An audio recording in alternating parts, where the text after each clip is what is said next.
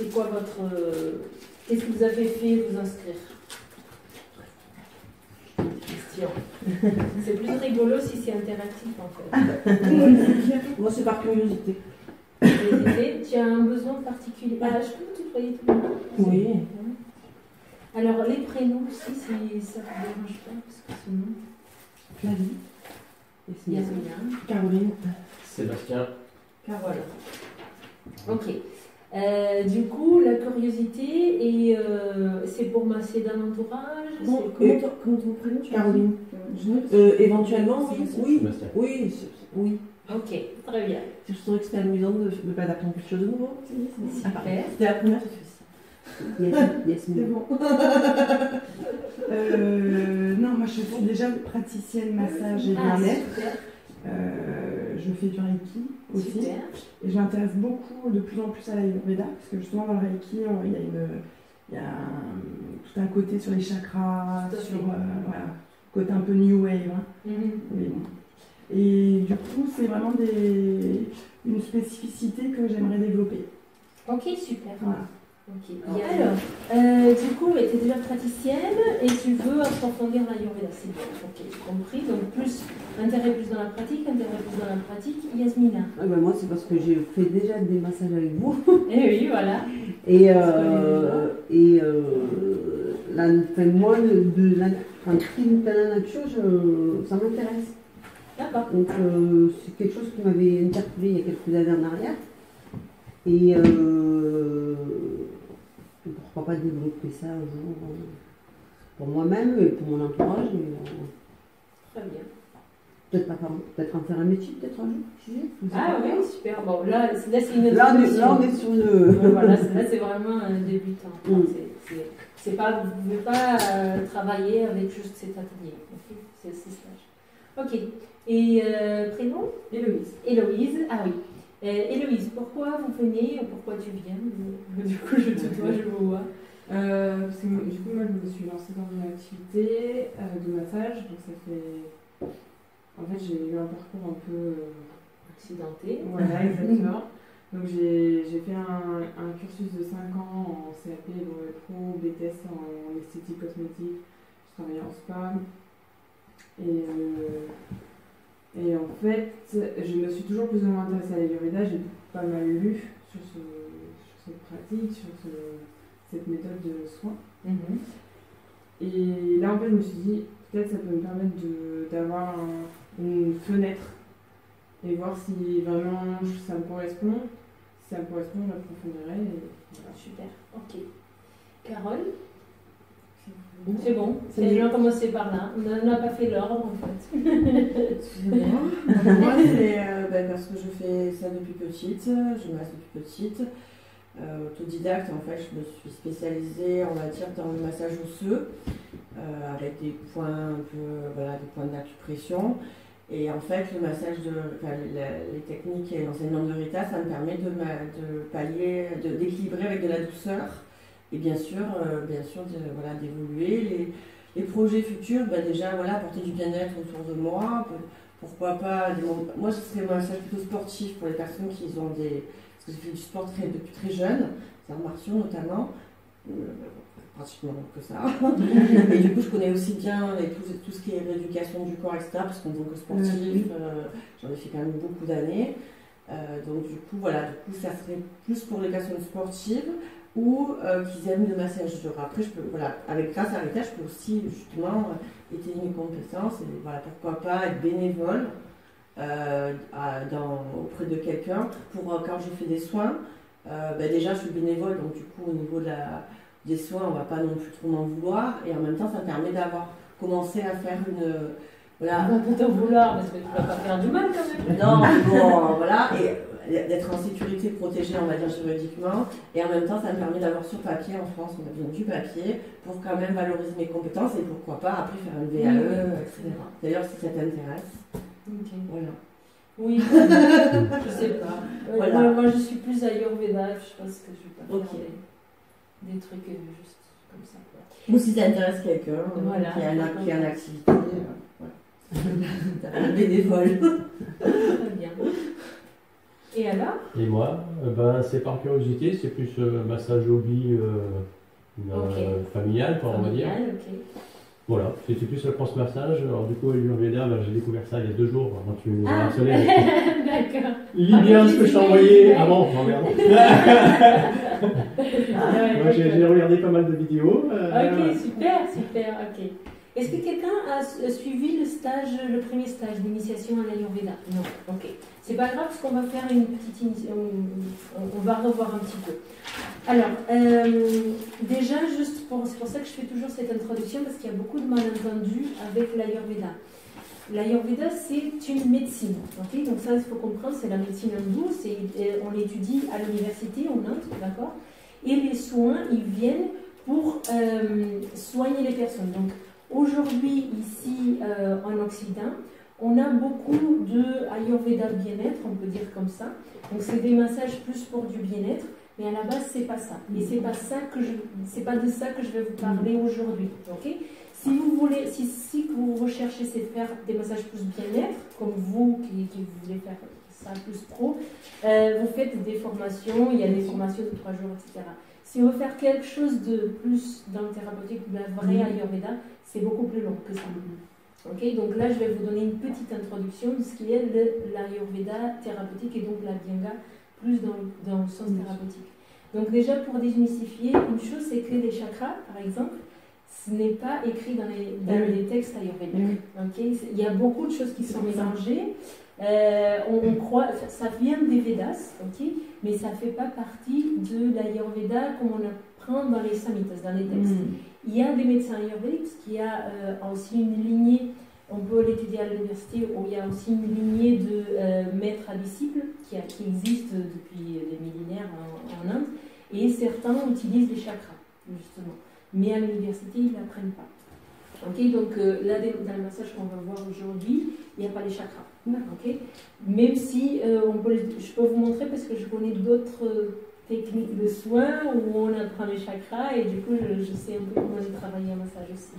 Ce qui est très intéressant, hein, c'est juste pour vous dire, c'est pas forcément l'Ayurveda, ça. Okay. Alors, je me suis pas présentée, moi. Pardon. Je suis Rita. Du coup, j'ai un parcours toujours dans la santé. J'étais infirmière à la base de urgence et de bloc opératoire. Et puis, je suis partie en Inde dans un voyage initiatique, en fait, pour me chercher. Et c'est là que j'ai étudié l'Ayurveda, j'ai fait beaucoup de méditation, yoga, etc. Et en rentrant, je me suis installée en cabinet. Voilà. Et au début, j'étais plus naturopathie. Et après, j'ai refait un point sur ma vie. Je suis repartie en Inde. Et là du coup, c'est vraiment l'Ayurveda. C'est vraiment mon chemin. Ça. Et du coup, je fais ces ateliers. Maintenant, je fais beaucoup moins qu'avant parce que j'ai beaucoup moins de temps. mais j'aime beaucoup. Ta maman. Parce que voilà, ta maman a moins de temps. Alors, comme je vous disais, donc il y a un PDF, je vais vous l'envoyer. Je ne vais pas tout lire. Toi, tu l'as déjà. Est-ce que tu es déjà venu? Oui, je l'ai déjà. Et pourquoi tu l'as fait? C'est parce que tu m'as invité. Ah, c'est pas grave, je le fais. Il sera différent, voilà, de ce que tu as fait. C'est très différent de ce que tu as fait. Ça me remet en mémoire parce que ça fait un moment maintenant. Ouais. Je pensais que tu avais fait des marins. J'ai fait les 2. D'accord, ok. Bon, très bien. C'est pas grave, je fais moi. Voilà. Pas de soucis. Ok, alors, il y a des choses qui se font changer du coup. Ce PDF, je vous enverrai, il y a beaucoup d'informations, je ne vais pas tout lire, vous pourrez lire à la maison si vous le voulez. Okay, l'idée là, c'est pas de nourrir l'intellect, c'est vraiment qu'on passe à la pratique.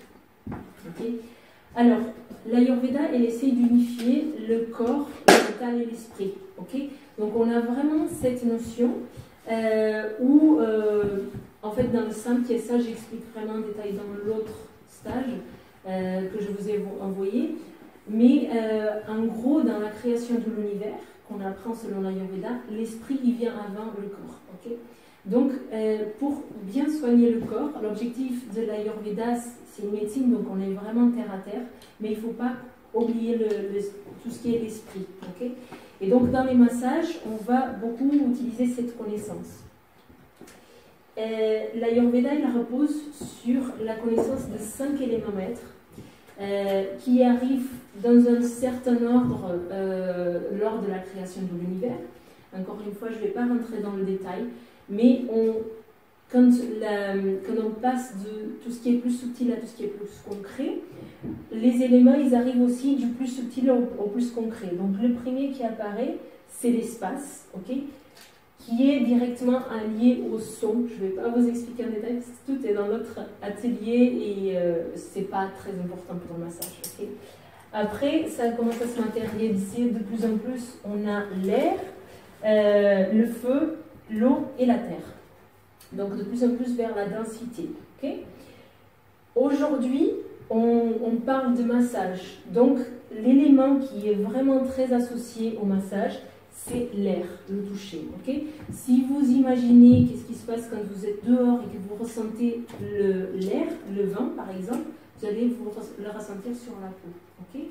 Donc c'est vraiment, le toucher il est vraiment associé à cet élément air.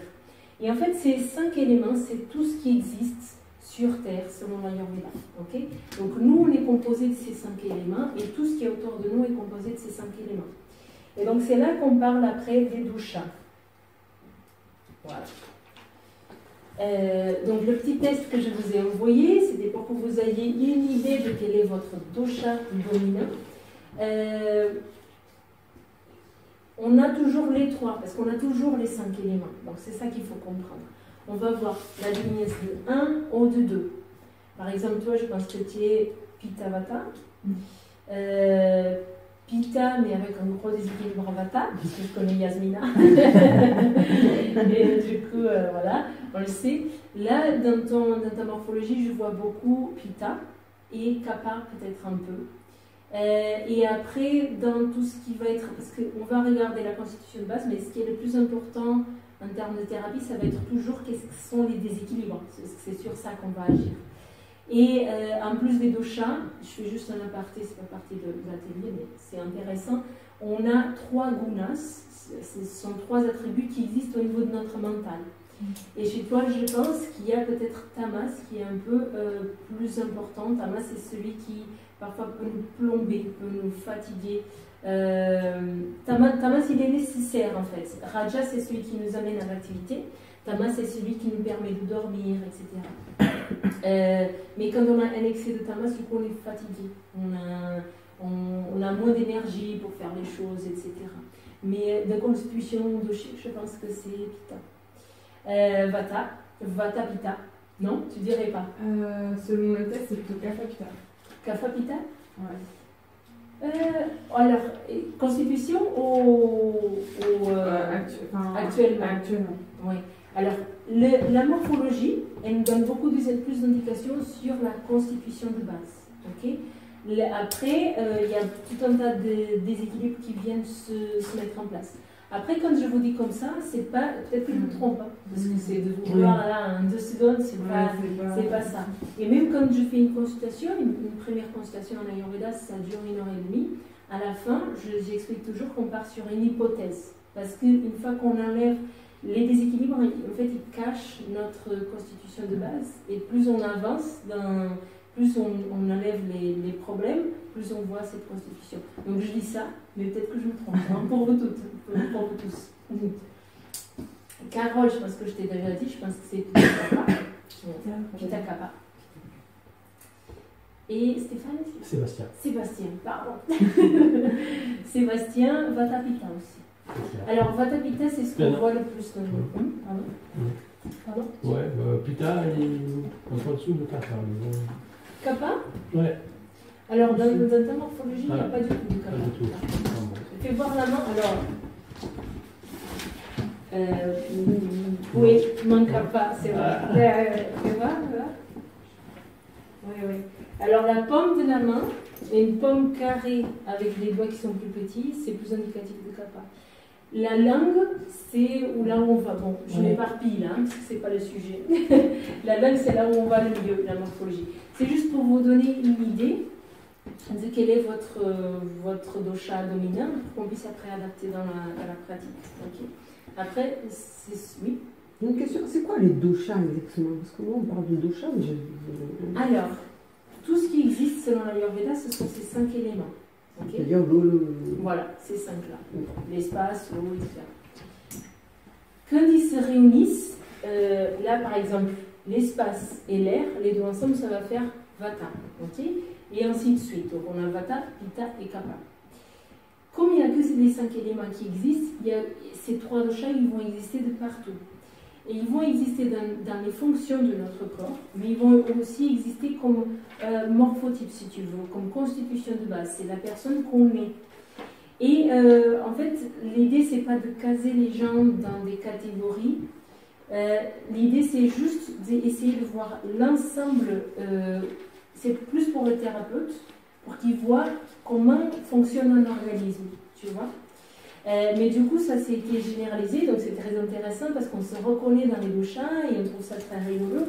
Et ça nous permet de mettre un pied dans l'Ayurveda et d'avancer comme ça. Parce qu'une fois qu'on sait quelle est notre constitution de base, quels sont nos déséquilibres, c'est plus facile à adapter notre alimentation, notre hygiène de vie, etc. C'est là que c'est intéressant de faire l'Ayurveda, tu vois. J'ai répondu à la question. Donc les doshas, c'est quelque part, ce sont des gérants du corps, c'est pas que notre constitution de base, parce qu'ils gèrent... Excuse-moi de vous couper, ça fait partie de notre personnalité. Oui, alors la personnalité c'est encore autre chose, ça fait partie de notre constitution de base, donc ça va nous donner une certaine morphologie, ça va donner une certaine façon d'agir, un certain comportement, etc. Après, il y a toujours les 3 gunas mentales qui font beaucoup agir aussi. Et ceux-là, il n'y a pas de constitution de base hein, pour les 3 gunas, c'est beaucoup les conditionnements qu'on a en enfant, de par nos parents, la société, et ça on peut le changer. Alors que la constitution, les doshas, les déséquilibres, on peut les régler, mais la constitution de base, on ne peut pas. Par exemple, une personne qui est capable, par exemple, Carole, on voit des épaules un peu plus larges, etc. Donc ça, c'est vraiment capable. C'est pour ça que je disais, dans ta morphologie, on ne voit pas, hein. C'est pas large, je ne sais pas si tu as un poids plus important, mais des fois, c'est des personnes qui ont des os très lourds, donc qui ont un poids plus important alors qu'ils sont plus minces, ça, c'est capable aussi. Mais voilà, la morphologie, ça nous donne des indices. Après, il faut regarder la main, les lames pour être plus correct. Alors, après, chaque dosha, il va avoir des caractéristiques particulières. Okay, donc, le vata, il va être, c'est celui qui a toujours la peau un peu plus sèche, qui est un peu plus instable. Il a normalement au niveau physiologique, il va avoir les petits yeux, mais il va avoir plus de rides, tendance à avoir plus de rides parce que la peau est plus sèche, etc. Le pitta, c'est celui qui a chaud tout le temps, alors que le vata, il a froid tout le temps. Le pitta, c'est celui qui a chaud tout le temps, c'est celui qui a un regard très perçant, qui sait très bien ce qu'il veut dans la vie. Ce sont des excellents leaders, les personnes qui arrivent à avoir leur propre entreprise, faire leurs choses, etc. Le kapha, il est aussi frais, il n'est pas aussi froid que le vata, mais il est aussi frais parce qu'il est constitué de eau et de terre. Ce sont les éléments qui sont plus solidifiés, donc il est beaucoup plus dans la lenteur. Il est beaucoup plus l'espace et le temps. Il n'aime pas bouger, alors que le vata, il veut bouger tout le temps. C'est cette énergie de l'air et de l'espace. On fait tout. Le kapha, il aime beaucoup rester chez lui. S'il fait des voyages, c'est pour aller voyager, voir la famille, ou avec voilà, il y a toujours un côté émotionnel, amour avec le kapha. Et il y a une démarche beaucoup plus lente. L'apprentissage est beaucoup lent. Alors, par exemple, le vata, il comprend tout très rapidement, mais après, il oublie très vite. Le kapha, il prend beaucoup de temps à apprendre quelque chose, mais après, il n'oublie jamais. Voilà, juste pour vous donner un exemple de comment ça fonctionne. Après, comment est-ce qu'on va l'adapter en massage? Un massage, alors déjà pour démystifier, j'ai appris déjà plusieurs protocoles d'Abhyanga. Il faut savoir que l'Abhyanga, le massage ayurvédique, ça n'existe pas un protocole. Il n'y a pas décrit dans les textes un protocole d'Abhyanga. Et Abhyanga, du sanskrit, il signifie oliation, induire de l'huile en fait. Parce que dans la thérapie, on va utiliser ça on va utiliser des huiles avec des plantes médicinales dedans et on va les frotter partout dans le corps pour permettre cette huile de pénétrer et d'aider le corps. Okay, donc Abhyanga, c'est un peu ça. Et aujourd'hui, si vous allez faire 4, 5, 6 stages de Abhyanga, vous allez trouver des protocoles différents parce que chaque professeur il va faire un sien. Okay, donc il n'y a pas un truc Abhyanga. Et puis, selon les formations que vous puissiez faire, donc là c'est plus pour les pros, vous allez trouver des professeurs qui vont vous dire il faut faire telle chose pour un Vata, telle chose pour un Pitta, telle chose pour un Kapha. Ça c'est un petit peu faux. Parce que comme on a vu tout à l'heure, le toucher il va surtout apaiser l'élément air, donc il va surtout apaiser Vata. Et de toute façon, Vata c'est celui qui est facilement déséquilibré, surtout en Occident où on a une société qui est très anxiogène et qui nous pousse à être tout le temps en mouvement et à tout faire plus et tout ça, ça déséquilibre beaucoup Vata. Donc c'est vrai que les massages ils vont beaucoup apaiser Vata et c'est sur ça qu'on va se concentrer. Okay, en sachant ça, il y a quand même des techniques à tenir en compte selon la personne à qui on fait le massage, si elle est Kapha ou si elle est Pitta. C'est-à-dire que chez les Kapha, par exemple, on voit qu'il est huileux. Okay, le Kapha, ce n'est pas la personne qui a un surpoids. Des fois, on pense que le Kapha est la personne qui a un surpoids, pas du tout. C'est la personne qui est plus large, plus lourde.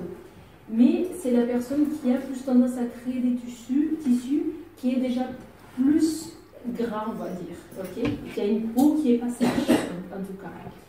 Et du coup, le fait de rajouter des huiles qui sont très grasses, ça va augmenter sa tendance. Donc, en Ayurveda, on donne toujours le contraire pour équilibrer.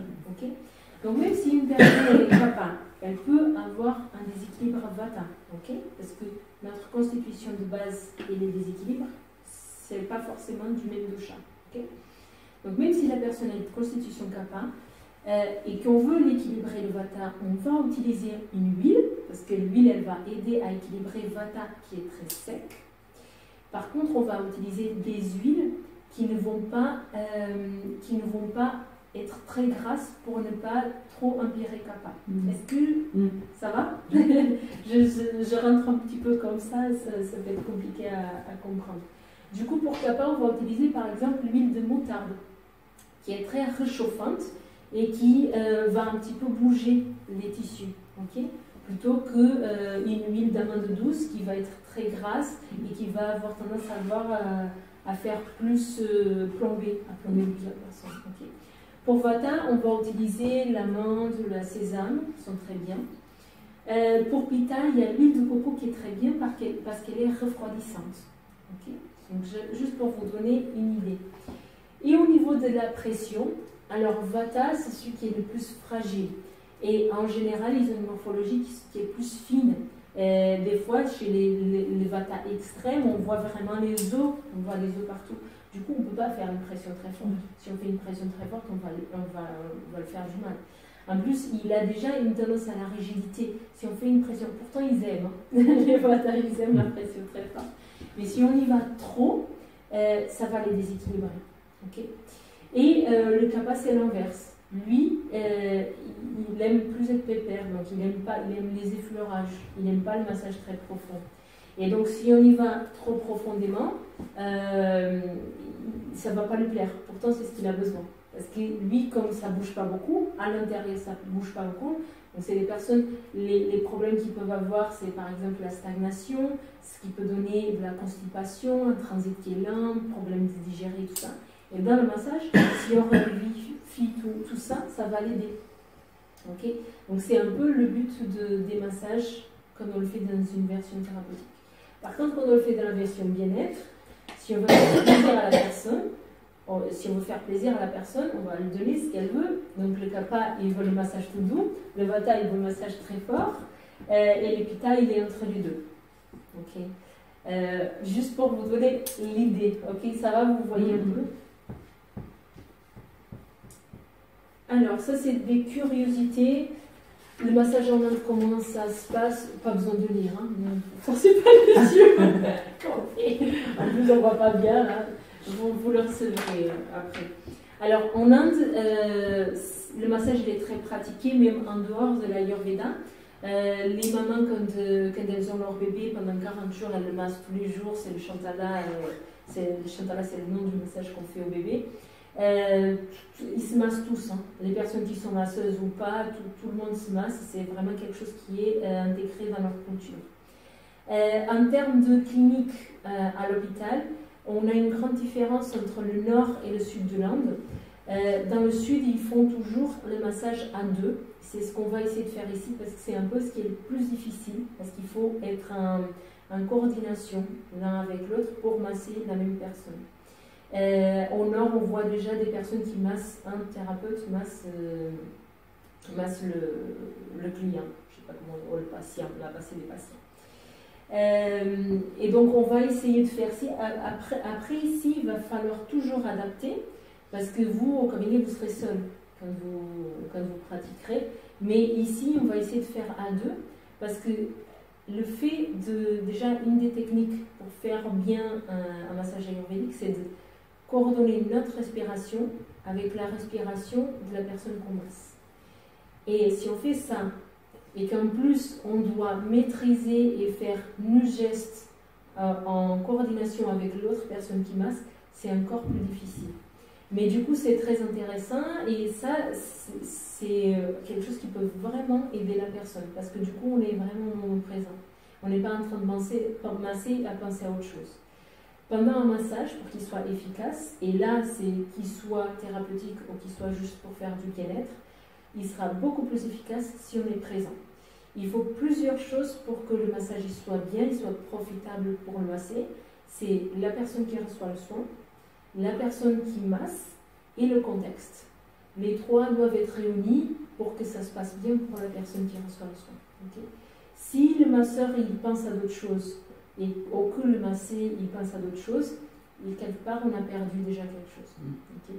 Souvent je dis aux personnes, et Yasmina elle peut comment on dit, vérifier cette information, la personne est trop ailleurs, je lui demande de respirer.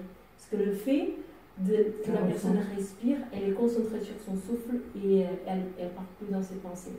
C'est une technique de méditation, tout simplement. Okay. Voilà, mais le reste c'est des curiosités, donc ça j'ai déjà dit. Après vous avez le bienfait du yoga, la pression on a parlé. Et vous avez, je vous ai mis le choix des huiles et je vous ai mis en détail qu'est-ce que fait chaque huile. On a déjà parlé. Ça je ne l'ai pas du coup, tu vois. Tu l'as pas? Ah voilà. Ah si, j'ai. Parce qu'en fait, il y avait des trucs que j'avais tout ça. Ben, tu vois, les chakras, j'ai enlevé. Ok. Avant, je parlais des chakras. Entre-temps, j'ai fait des formations et je l'ai enlevé. Les nadis, j'ai enlevé tout ça parce que c'est pas du tout. Pas adapté en fait. Ouais, on se concentre sur. Attitude de masseur, j'ai parlé. Alors, les gestes, ce qu'on va faire. Là, c'est une initiation. Donc, le but. C'est. Voilà, qu'est-ce que j'ai fait? C'est juste la celle d'avant. C'est pas grave. Il y a un truc en bas, c'est pas grave. Là, c'est juste une initiation. Donc, on ne va pas faire un protocole de massage. Okay. Moi, actuellement, dans ma pratique, je ne fais plus de protocole de massage. Ce qui est intéressant, si vous allez pratiquer, ou même pour pratiquer dans la famille, dans l'entourage, ce qui est intéressant, c'est d'apprendre plusieurs protocoles et après faire selon votre ressenti. C'est un petit peu ce que je vais chercher de vous apprendre aujourd'hui. C'est de vous connecter à vous-même, de vous connecter à la personne que vous massez et du coup, bien sûr, adapter les huiles en fonction des besoins de la personne, adapter la pression, mais surtout, écoutez votre intuition pendant que vous massez. Okay? Je vais vous apprendre plusieurs techniques de massage. Okay? Mais le but, ce n'est pas de faire un protocole où on fait cette technique après l'autre, après l'autre. L'idée, c'est que vous appreniez plusieurs choses et qu'après à la maison, vous puissiez dire « Tiens, j'ai envie de faire ça, j'ai envie de faire autre chose. » Et je pense que pour cette personne, ce serait bien de faire ça. Okay? Donc c'est un peu ça qu'on va travailler. Donc les techniques qu'on va faire, c'est les percussions, les pétrissages, les effleurages. Vous avez le détail de qu'est-ce que fait chacun de ces... donc il y a des techniques qui sont plus pour vivifier le corps, pour donner de la vitalité donc, aux personnes qui sont fatiguées, mais pas trop. Une personne qui est trop fatiguée, il faut faire plus de l'effleurage. Okay? Une personne qui vient fatiguée, mais fatiguée ce jour-là, on va plutôt lui donner de la vivacité. Donc là, c'est des mouvements un peu plus pour faire circuler le corps. Ok. Si la personne est trop fatiguée, il ne faut pas le faire. Parce que si elle n'a pas le prana, l'énergie vitale pour, on va complètement l'épuiser, cette personne. Okay. Voilà, donc ça c'est... Et une personne qui est trop molle aussi, on va la raréfier. Okay. Voilà comment on va utiliser. Après, à la fin, c'est toujours intéressant de finir par les étirements qu'on va voir aussi ensemble. Et étirements, je n'ai jamais appris dans les massages de Abhyangam, j'ai appris dans d'autres protocoles et je trouve que c'est intéressant de rajouter à n'importe quel type de soin. Selon comment la personne est. Si la personne est trop fatiguée, on ne le fait pas. Okay. Formation, ça intéresse quelqu'un ou pas? Oui. Alors on parlera à la fin. Okay. Pour que je fasse une formation, il me faut 4 personnes. Okay. Avant, je faisais pour 2, j'ai même fait une formation pour une seule personne. Et maintenant, j'ai pas de temps. Maintenant, c'est pour mon bébé. Et du coup, voilà. S'il y a 4 personnes intéressées, on peut lancer une formation. Voilà, merci. Des questions?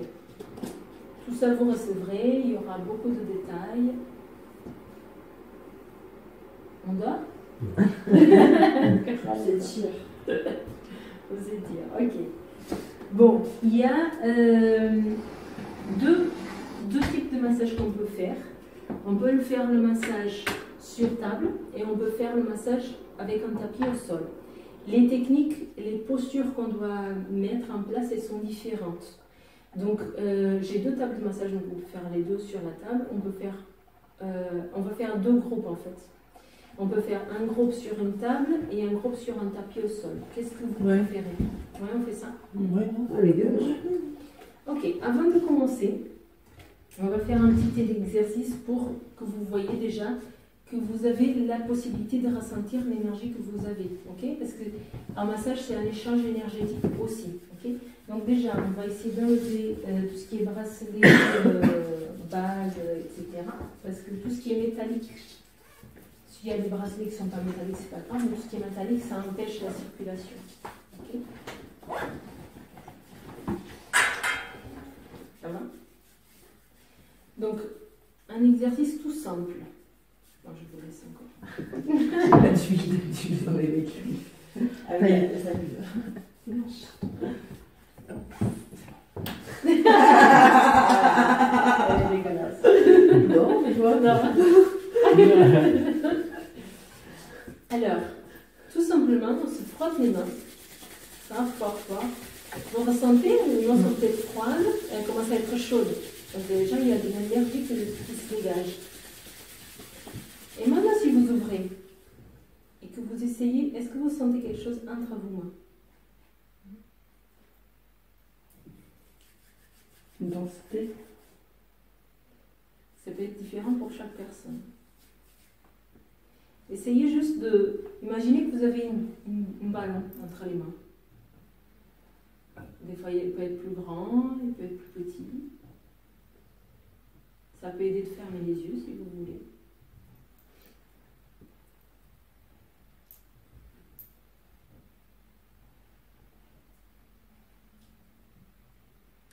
C'est pas grave, Yasmina, vous pouvez écarter les bras. Tu ressens quelque chose? Oui. Qu'est-ce que tu ressens? Moi, j'ai un petit peu d'échappement au niveau des doigts, de la chaleur. Bon, là, elle est assez faible aujourd'hui. Ok. Mais tu l'as. De toute façon, tu sais, tu connais. Moi, c'est chaleur et picotement, mais au centre de la paume. D'accord. Oui, tout à fait. Alors là, on dégage plus. Alors, c'est ce qu'en Qigong, on appelle l'Aogong. Ok. En Ayurveda, on dit que c'est l'Hidayam, c'est un point marma. Donc, c'est les cœurs. En Ayurveda, on dit qu'on a 5 cœurs. Donc, le cœur central, et après, sous les pieds et à ce niveau, au niveau des mains, on a des cœurs. Donc, ce sont des centres énergétiques qui dégagent beaucoup d'énergie. Mais si on fait un petit peu d'attention, de concentration sur notre corps, on va voir que chaque petite partie de notre corps, elle dégage ça. C'est sûr que là, ça dégage plus. C'est un point énergétique. Mais si on se focalise, on va voir que même au bout de nos doigts, on le fait. Okay? Ça, il faut un peu plus de temps. Attention. Tu as senti quelque chose? Bah, moi, justement, c'est plus là et là. Après, j'ai comme une boule au milieu. Ok. Et du coup, je peux enfin, ça... si je fais ça, j'ai l'impression que je tasse quelque chose. Oui, voilà. Voilà, très bien. Je l'explique après. Moi, ce serait plus là. Oui. Et c'est un peu pareil, en fait, comme s'il y avait quelque chose. Entre Et les du mains. coup, on n'a pas envie de faire ça. On Ok. reste comme ça. Ok, Mhm. très bien. J'ai l'impression d'avoir un ballon dans les mains. Voilà, pareil. Très bien. Oui, complètement, le contour et tout, on sent qu'il y a. On peut pas. Donc on a tous un peu cette sensation qu'il y a un ballon, qu'il y a quelque chose là, ok, et pourtant il n'y a rien. Ok. C'est du prana, ok, c'est de l'énergie. Ou le chi, ou le ki, selon la philosophie qu'on veut suivre, il y a toujours un mot pour ça, c'est l'énergie vitale qui existe. Ok. Et en fait, nous, on a la capacité en tant qu'être de la nature de la modeler un petit peu cette énergie. Donc quand on fait un massage, il y a un échange énergétique, parce que cette énergie, elle est là. Ok. Il y a d'autres techniques qu'on aurait pu faire, celle-là est la plus facile, parce qu'on ressent ce ballon. Mais il y a d'autres techniques, par exemple, de faire comme ça, on ressent. Mais c'est beaucoup plus difficile de ressentir ça, par contre. Il y a des personnes qui ont cette couche-là. Alors, la définition de ça, différentes personnes disent différentes choses. Il y a des personnes qui se disent que c'est l'aura de santé. Il y a des personnes qui disent que c'est le corps éthérique. Peu importe. C'est de l'énergie qu'on dégage. Okay, on va faire simple, c'est de l'énergie qu'on dégage. Okay, et donc, forcément, on a cet échange d'énergie. L'idée, donc, quand vous commencez un massage, que ce soit professionnel ou que ce soit dans votre entourage, c'est intéressant de vous mettre en état. Donc, de faire quelques respirations. Respiration ventrale, vous savez faire. Pour calmer, du coup, le mental. Et faire par exemple cet exercice pour être sûr que votre énergie est là, que vous êtes focus sur ça. Après, vous posez les mains sur la personne. À partir du moment qu'on pose la main sur la personne, on essaye de ne plus lâcher. Okay, si on va aller chercher un peu plus d'huile, on va faire en sorte de toujours être en contact avec la personne. Parce que sinon, on coupe ce lien énergétique. Ouais. Oui, je me permets d'intervenir juste avant le toucher. Bon, je sais pas que je bouge, mais en fait, c'est parce que, comme je vous ai dit, moi, il y a aussi le côté sportif. Oui. Et du coup, donc, le ressenti d'énergie est aussi bien, bien chauffer aussi les articulations. Oui, très bien. Les poids, si on a mal à un endroit, c'est parce qu'en fait, dans le Shiatsu, en fait, c'est comme quand même, si on est amené justement à ramasser fort, même sans être fort, en fait, il faut avoir quand même les mains des fois musclées, ou détendues, en tout cas qu'on soit bien, chauffé dans les articulations. Donc, on a le contact énergétique, mais on a aussi le contact, on va dire, physique. Voilà. D'ailleurs, dans le shiatsu, les maîtres de shiatsu, il y en a, ils font des pompes avec les doigts, quoi. D'ailleurs, dans le fou aussi. Moi, je suis pas là, moi. Ok, très bien, c'est une très bonne intervention. En fait, moi, avant, je faisais du yoga quand j'avais le temps. Je n'étais pas maman encore. Je faisais du yoga tous les matins, donc je ne faisais pas ça. Mais c'est vrai que c'est très intéressant de le dire. Et d'ailleurs, on peut le sentir pour certains. Mais juste faire au moins, sans faire du gros sport, juste les articulations. Après, chauffer comme si on allait pratiquer un sport. Voilà, c'est ça. Après, on peut le faire aussi avant de partir quand on sort de la douche. On peut le faire aussi comme on est bien chaud. Voilà, on fait un peu le cou, les épaules et les mains, parce que ça va être quand même les axes aval de la pratique. Après, si on est au sol, un petit peu les hanches. Voilà, un petit peu les hanches en tournant un peu. Mais c'est bien d'avoir en fait quelqu'un qui a déjà eu ton initiation, parce que du coup, il va intervenir en tant qu'expérience déjà vécue. En fait. Oui, puis ça, c'est d'autres expériences autres. Oui, bien sûr. C'est bien. Alors, je voulais juste finir par dire une autre chose, c'est qu'à la fin d'un soin, il faut aussi qu'on se nettoie. Parce que comme il y a cet échange énergétique, on peut attraper des choses qu'on n'a pas envie d'avoir avec nous. Et donc, il y a différentes façons.